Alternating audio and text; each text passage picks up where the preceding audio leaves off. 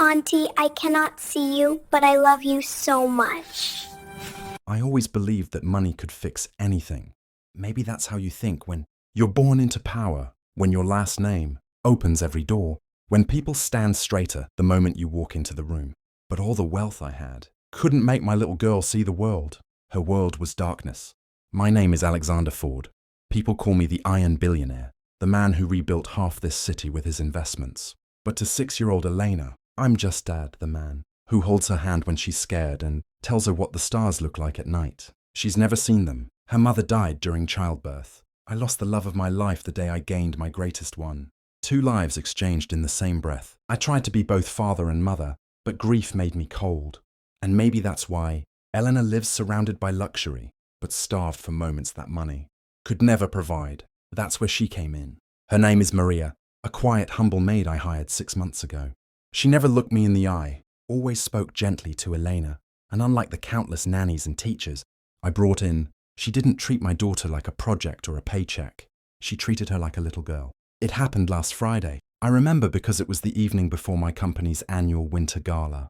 I returned home earlier than usual, planning to spend some time with Elena before heading to the event rehearsal. The mansion was silent, too silent. Usually, I could hear Elena's laughter echoing somewhere, or Maria reading stories to her.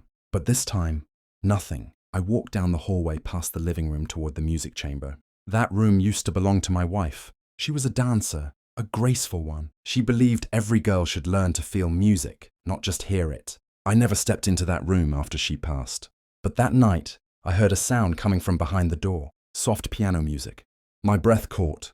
That piano hadn't been touched in years. I quietly pushed the door open, and what I saw froze me where I stood. In the center of the room stood Maria, her hand gently resting on Elena's waist. My little girl, my blind little girl, stood with her other hand raised slightly, as if holding an invisible partner. Maria whispered, "Listen to the rhythm, Elena. Feel the floor move beneath you." "Is this what dancing feels like?" my daughter asked in her tiny voice. "Yes, darling," Maria replied softly. "And right now you're dancing beautifully." I felt something inside me break. Elena's steps were slow, careful, but she smiled. God, she smiled. The kind of smile I hadn't seen in so long. A smile of freedom, of feeling something beyond darkness. Maria slowly moved backward, guiding her. "Imagine the wind moving your dress," she said. "Imagine the light on your face." "I can almost see it," Elena whispered. Tears blurred my vision. I, Alexander Ford, the man known for never showing weakness, stood behind a curtain, watching the 2 people I loved most bring life into a room I thought was buried with my wife. Elena took another step and almost fell, but Maria caught her immediately, kneeling down. "It's okay, sweetheart. Dancing isn't about being perfect. It's about being brave." "That's what Mom used to say," Elena smiled. Maria froze. "You remember her?" "I remember her voice," my daughter said, "and Dad's stories about her. He said she flew when she danced." Maria covered her mouth, trying not to cry. At that moment, I stepped forward. Maria looked up sharply, her expression shifting from tenderness to shock. She stood immediately, eyes wide. "Sir, I didn't know you were here. I'm sorry, I should have asked permission." I raised a hand gently. "No," I whispered. "Please, don't stop." She stared at me, confused. For the first time since she started working here, she held my gaze. I walked slowly to Elena, kneeling beside her. "You dance like your mother," I said, my voice trembling. "Really?" Elena asked. "Yes," I answered. "And I think she's smiling right now." Maria looked at us, a storm of emotions crossing her face. I stood up and addressed her. "How long have you been teaching my daughter?" She hesitated. "Just 2 weeks, sir. She asked me one night if I could help her learn to dance, and I couldn't say no." "You did this after hours?" I asked, surprised. She nodded. "She said she didn't want you to know until she was ready." Something about that hit me hard. "You're not just doing your job," I said softly. "I know," she whispered. "But someone needed to." There was silence. Then Elena tugged at my coat. "Dad, will you dance with me?" My heart stopped. I hadn't danced since my wedding. I swallowed, then gently took her hand. "I would be honored." Maria stepped back, watching us. I took one hesitant step, then another. Elena giggled. "You're stepping on imaginary toes, Dad." I laughed, something I hadn't done freely in a long time. And as I held my daughter close, I looked over her shoulder at Maria. She looked stunned, not because I was dancing, but because for the first time, I wasn't the billionaire, the CEO, the untouchable man in power. I was just a father. a father learning to see again through his daughter's darkness. The next morning, I woke up earlier than usual. Normally, I would jump straight into conference calls and meetings, but something felt different. As I replayed last night's moment, dancing with my daughter for the first time, watching her smile, I realized I hadn't felt such peace in years. I walked downstairs quietly, letting the scent of freshly brewed coffee guide me to the kitchen. There, I saw her, Maria. She was packing Elena's lunch, humming softly, completely unaware of my presence. Her movements were gentle, precise, and strangely familiar. She turned and nearly jumped when she saw me. "Good morning, sir," she said quickly, her eyes lowering. "Alexander," I corrected gently, surprising even myself. "My name is Alexander." She blinked. "I apologize." "No need," I said, pouring coffee. "And thank you." "For what?" she asked, visibly confused. "For last night," I replied simply. She looked down, trying to hide the emotions in her eyes. "She reminds me of someone I loved, someone who also couldn't see." I paused, slowly setting my cup down. "Who?" "My brother," she replied softly. "He lost his vision at 10. I helped him learn how to walk the streets again, how to sense movement, how to live beyond darkness." "What happened to him?" I asked. She hesitated. "He passed away 5 years ago." She swallowed, forcing a small smile. "But every time I help Elena, it feels like I'm helping him again." I felt my chest tighten. She wasn't just kind, she was healing something inside her too. "Elena has been happier since you joined," I said. "I've noticed." She looked at me in surprise. "Really?" I nodded. I don't always say it, but my voice cracked slightly. "You've done more for her than any specialist." She slowly nodded, her eyes flickering to me with warmth. "Sometimes love teaches better than expertise." Her words hit deeper than any boardroom speech ever could. Later that day, I took Elena to her physiotherapy session. I sat in the waiting room, watching her through the glass as she worked with her therapist. She moved with more confidence than I'd ever seen. My phone buzzed. It was an urgent call from my board of directors. Normally I would answer without thinking, but today I silenced it. After her session, Elena reached for me. But instead of just taking my hand, she leaned into me with trust. "Dad," she said softly, "can we dance again tonight?" I smiled. "Yes, we can." "And," she hesitated, "can Maria be there too?" I paused. "Do you like her?" "I love her," she said. "She talks to me like I'm normal, like I'm not broken." My breath caught. "You're not broken, baby." She smiled. "That's what she says too." That evening, I came home earlier again. This time I brought something with me, a music box. My wife's. I hadn't opened it in years. I found Maria in the music room, arranging cushions on the floor. She looked surprised to see me so soon. "I wanted to show you something," I said. I placed the music box on the piano. She stared at it gently. "Is this—" "My wife's," I said quietly. "She used to wind it before every performance." I opened it. A soft melody filled the room. Tender, haunting, beautiful. Maria swallowed hard, blinking back tears. "It's perfect." I glanced at her. "Thank you for bringing life back here." She looked down. "I didn't mean to intrude on memories that aren't mine." "Sometimes," I said softly, "memories need someone to knock the dust off." She looked at me, really looked, for the first time. There was no fear this time, only understanding. Just then, Elena walked in, holding her cane. "Is that Mom's music?" she asked. "Yes," I said. "Would you like to dance to it?" She nodded.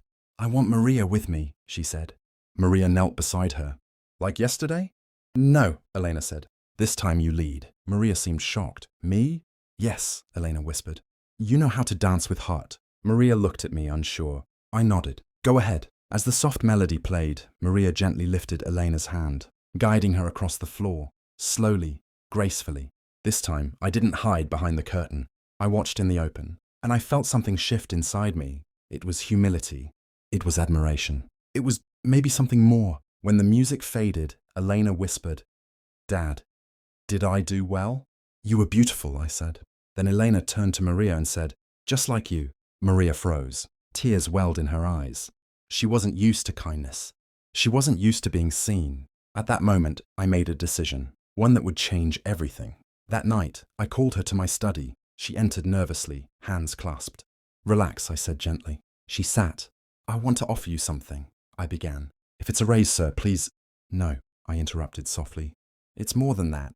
She looked confused. I took a deep breath. "I want you to stay in Elena's life permanently." She blinked rapidly. "Sir, I've always been willing. I care for her deeply." "I know," I said, "but I mean more than that." Silence. Then I continued. I want you to become her official caretaker.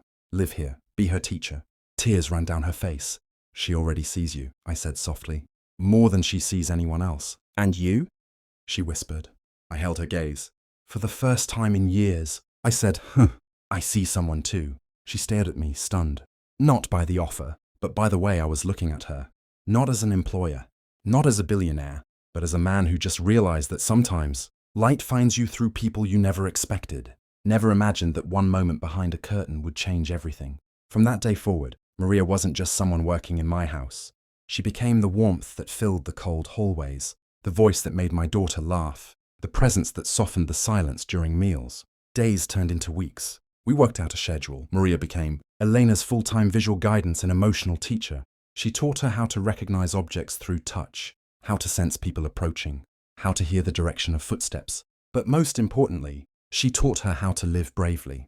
And I watched, sometimes from across the room, sometimes pretending to read, but always with one eye on them. I saw Elena become someone new, stronger, happier, closer to the child she might have been if her mother had lived. One snowy evening, right before the holiday break, I walked past the music room. It had become their favorite place, where dancing was therapy, and laughter was healing. Through the door, I heard Maria say, "Don't follow the beat. Lead it. Your heart knows the rhythm." Elena giggled. "Like Dad?" "Yes," Maria replied. "He leads everything." I smiled. Then Elena said something that made me stop in my tracks. "Maria, do you think Dad is lonely?" There was silence. Then Maria's soft voice. "I think he's waiting for someone to walk into his darkness, the way you walked into mine." I stepped back quietly, heart racing. Those were the exact words my wife once said to me. The next day, I made a decision. It was time to show Maria something only I kept. That evening, after Eleanor fell asleep, I called her to the ballroom, recently decorated for our company's Thanksgiving charity gala. Soft lights, golden decor, the winter night sky visible through the glass panels. Maria entered cautiously. "You wanted to see me, sir?" I turned to her. "Alexander," I corrected gently. "Tonight, please call me Alexander." She nodded nervously. I motioned toward the center of the room, where 2 seats faced the massive window. "I want to tell you something," I said, walking beside her. She sat silently. I placed a small velvet box on the table between us. Her eyes widened. "Sir, it belonged to my wife," I began. "Before she died, she recorded a message. I couldn't bear to play it, until today." Maria looked at me, her breathing shallow.